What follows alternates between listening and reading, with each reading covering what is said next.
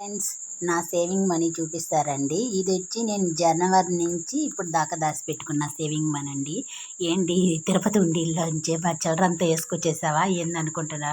కాదండి, నేను పిండి మిల్లు వేస్తానండి. దాంట్లో వచ్చి ₹1 కాయిన్స్ అంతా ఒక దగ్గర వేసుకుంటాను. ₹2 కాయిన్ అట్లా ₹5 కాయిన్స్ అలా వేసుకుంటాను.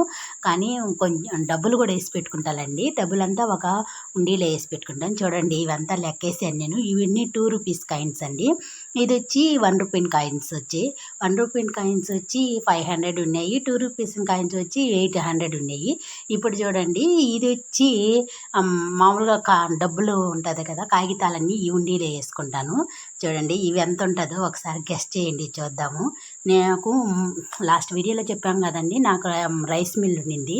అది పాడైపోయినాక ఇంకా ఖాళీగా ఉండలేక నేను వచ్చి ఈ పిండి మిల్లు పెట్టుకున్నానండి. పిండి మిల్లు వచ్చి రోజు వేసుకుంటాం కదా, దాంట్లో వచ్చిన దాంట్లో ఇంట్లో ఖర్చులు పోగానే కొంచెం కొంచెం అట్లా ఉండీలో నా సేవింగ్ చేసుకుంటూ ఉంటాను.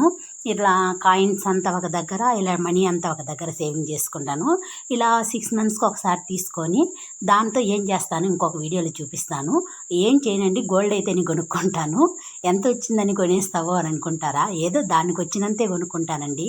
1 గ్రామ్ అయినా కానీ గుర్తుంటుంది కదా. ఇలా ఇంకొక వీడియోలో కూడా చూపిస్తాను ఇంతకుముందు నేను ఏం కొనుక్కున్నానో. చూడండి, 500 రూపీస్ అంతా, ₹200, ₹100, ₹15 అలా వేరువేరుగా చేసుకొని ఈ డబ్బులంతా లెక్కేసుకొని నేను 6 మంత్స్కి ఒకసారి తీస్తానన్నాను కదా, ఇలా తీసుకొని ఇదంతా వచ్చిందో లెక్కేసుకొని నేను గోల్డే తీసుకుంటానండి.